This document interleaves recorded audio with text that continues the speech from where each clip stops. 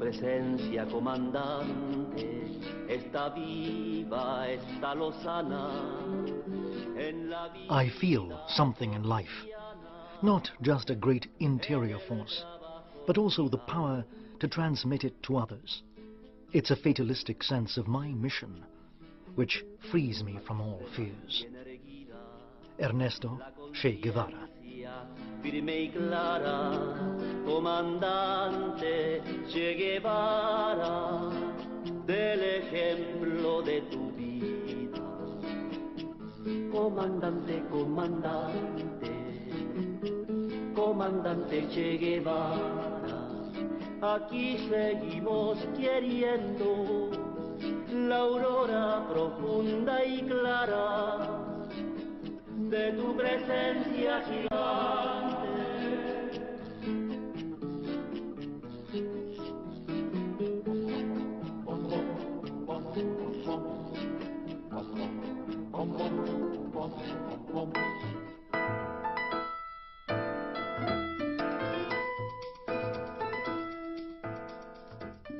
Ernesto Guevara de la Serna was born in Rosario, Argentina, on the 14th of May 1928, a day on which Ernesto would never celebrate his birthday. There's a different date on his birth certificate, the 14th of June. With a white lie, his parents had decided to hide a pregnancy out of wedlock. His mother, Celia de la Serna, was the heiress of a family of landowners related to the aristocracy of Spain and the New World. A rebellious girl with aristocratic grace, in Buenos Aires she was one of the first women to wear short hair. She drove a car, signed checks, and crossed her legs in public. His father, Ernesto Guevara Link, was a pleasant and good-looking young man. He was mercurial, like his great-grandfather, who took part in the gold rush in California.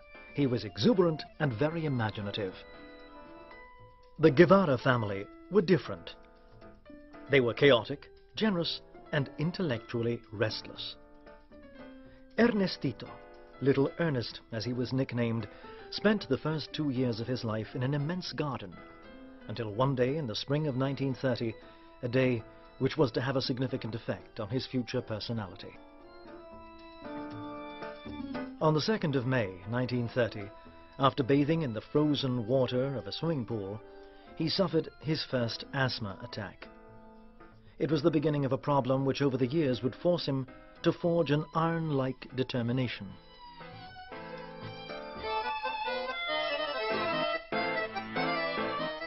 In 1943, the De la Sernas moved to Buenos Aires, and Ernesto started high school.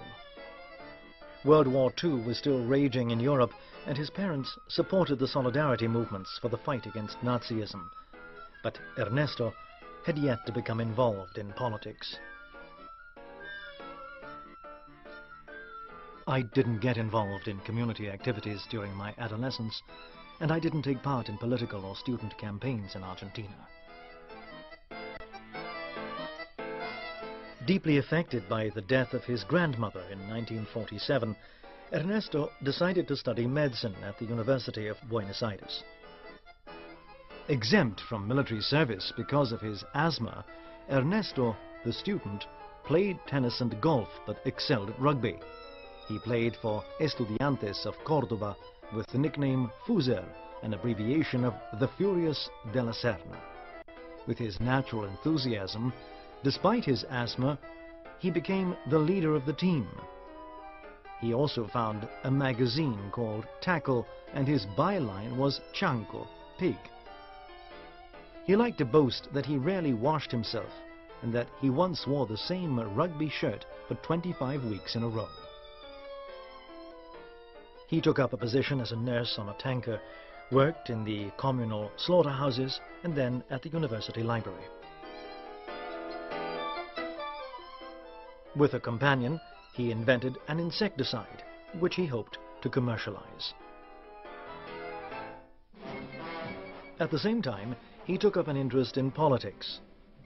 It was the natural result of his readings and perhaps because of the turbulent times he was living in. The succession of coups d'etat, the rise of Perón in Argentina, and so on. So Ernesto started frequenting a group of Marxists at university, but never joined the party. University disappointed him. He was looking for a vocation, while they were talking about a career.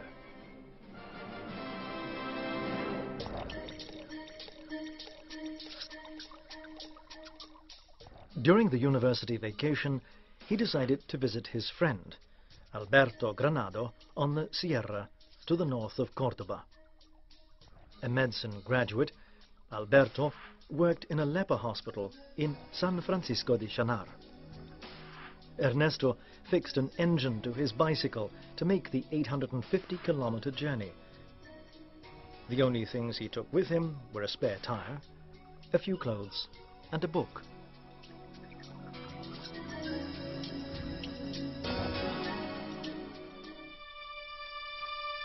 Cuba, March 2nd, 1952.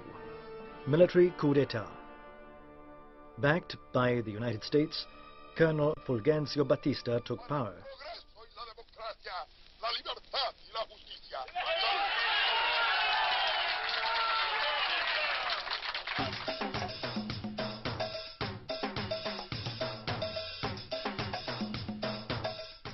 The island was nicknamed the Brothel of America. Gambling, prostitution, and cabaret.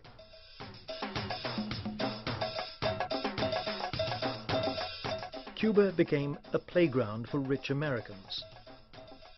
Foreigners controlled the entire economy of the island. Strongly Americanized, the capital city, Havana, became relatively prosperous.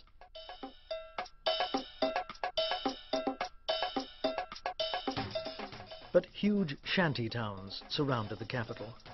It was a completely different reality.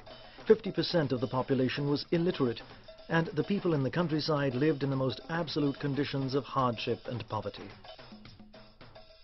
Pillaging, corruption, Batista was an unscrupulous dictator. A man of the United States, he was the guarantor of their interests on the island. At the end of his holidays, Ernesto returned to Buenos Aires. He crossed the bush and often shared the life of the gauchos. Ernesto was 23 years old and had almost finished his studies in medicine. Hungry for discoveries and adventures, Ernesto decided to undertake another initiatory journey across the whole of Latin America with his friend Alberto Granado. On December 29, 1952, they got onto an old Norton motorbike nicknamed La Poderosa, the Mighty.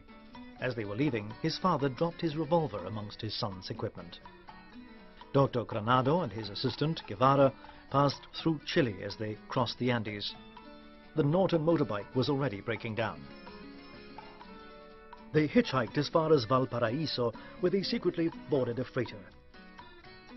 They went up towards Bolivia and visited the enormous mines exploited by the United States, which revealed to them the enormous socio-political injustice in the treatment of South American workers. Their journey continued towards Peru, Lake Titicaca, Cusco, Machu Picchu, and then in the direction of the Amazon, where they arrived at the San Pablo Leper Hospital.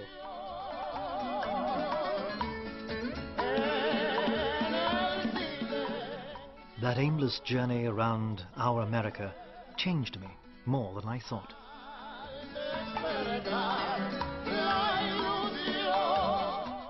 After traveling together for 7 months, the two friends separated. Ernesto had just $1 in his pocket and promised his mother, Celia, that he would return home to finish his studies. The freighter that took him back to Buenos Aires was forced to dock in Miami. While he waited for the ship to be repaired, Ernesto Guevara had to survive for 20 days with just $1. He completed his doctorate in record time. But Dr. Guevara didn't care a bit about this prestigious title. He couldn't wait to set off again. Ernesto arrived in Guatemala, where something new was happening. President Jacopo Arbenz, a progressivist military man, had promised a vast program of reforms. The most important idea was that of bringing to an end the existence of large estates and nationalizing the properties of United Fruit, a very powerful US company. With the support of the Eisenhower administration, the local oligarchy was against the idea. Along the way, I had the chance to see the United Fruit properties. Once again, I was convinced of how terrible these capitalist octopuses are. I will improve myself and acquire what I need to become an authentic revolutionary. In December 1953, Ernesto settled in the capital and met several Cuban exiles who'd taken refuge in Guatemala after a failed insurrection attempt led by Fidel Castro against the Batista regime. Led by a young Cuban lawyer, Fidel Castro, they tried to capture the Moncada barracks. The armed assault resulted in carnage, and their leader was captured and condemned to 15 years in prison. In remembrance of the Moncada assault, the group decided to call themselves the 26th of July movement. June 15, 1954. The Eisenhower administration gave the go-ahead to Operation Success. This was a CIA plan which financed the opposition to the government and trained a paramilitary force to invade the country. The situation precipitated in the space of a few weeks.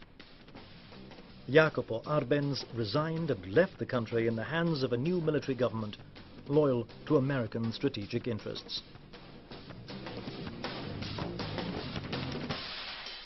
These were dangerous times for supporters of Arbenz's progressivist government. Ernesto decided to move to Mexico, where his life reached a turning point.